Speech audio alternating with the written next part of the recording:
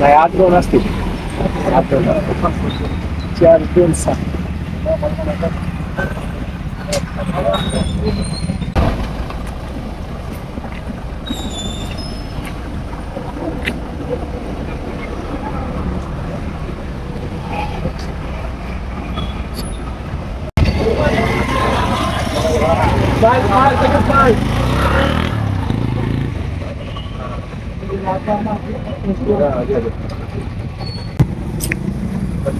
बाबा विधान परिषद निवडणुकीचं आज मतदान आहे.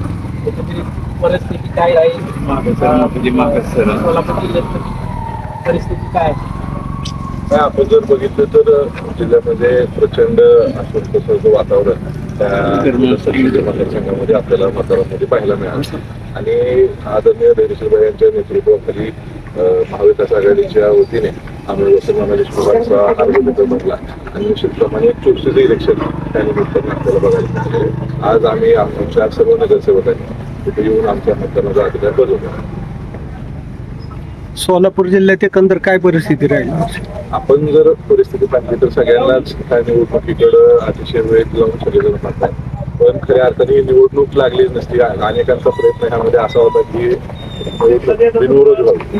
खऱ्या अर्थाने आदरणीय धैर्यशीलभाई यांच्या प्रयत्नामुळे आणि आदरणीय वसंतरावांची उमेदवारी दिल्यामुळे त्या जिल्ह्यातल्या सर्वसामान्य जो काही मतदार ह्या विधान परिषदेला आहे त्यांना खऱ्या अर्थाने त्यांचा मतदानाचा अधिकार बजावण्याचा जे बहुमूल्य आदरणीय यांनी ही निवडणूक लावली, पक्षांनी ही निवडणूक लावली.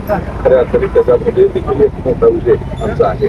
आणि आज आपण बघितलं तर विरोधकांनी टीकाटिप्पणी देखील केली की 16 मतांसाठी ही निवडणूक लावली. पण आज आपण बघतो की अतिशय चुरशीने ही निवडणूक आम्ही भेटलेली आहे आणि आम्हाला खात्री आहे की आमचे उमेदवार वसंतराव देशमुख हे विजय. आपल्या परिसरातले बरेच उमेदवार ट्रिपला गेले जसं समजतं. आता विधान परिषदेत निवडणूक म्हणजे की थोड्या प्रमाणामध्ये अशा गोष्टी घडतात. पण आपण जर बघितलं असेल तर आपली सगळी नगरसेवक आम्ही आपल्यामध्ये सगळेजण असतो. आम्हाला खात्री आहे की आम्ही सगळ्यांनी आम्ही चांगल्या प्रकारे प्रयत्न केला आणि आमचे उमेदवार निवडून. क्रॉस वोटिंग होण्याची काय शक्यता आहे तुमच्याकडून म्हणा, तुमच्या पक्षाकडून किंवा भारतीय जनता पक्षाकडून? आपल्याला 22 तारखेला लक्षात येईल त्याला आमच्या बाजूने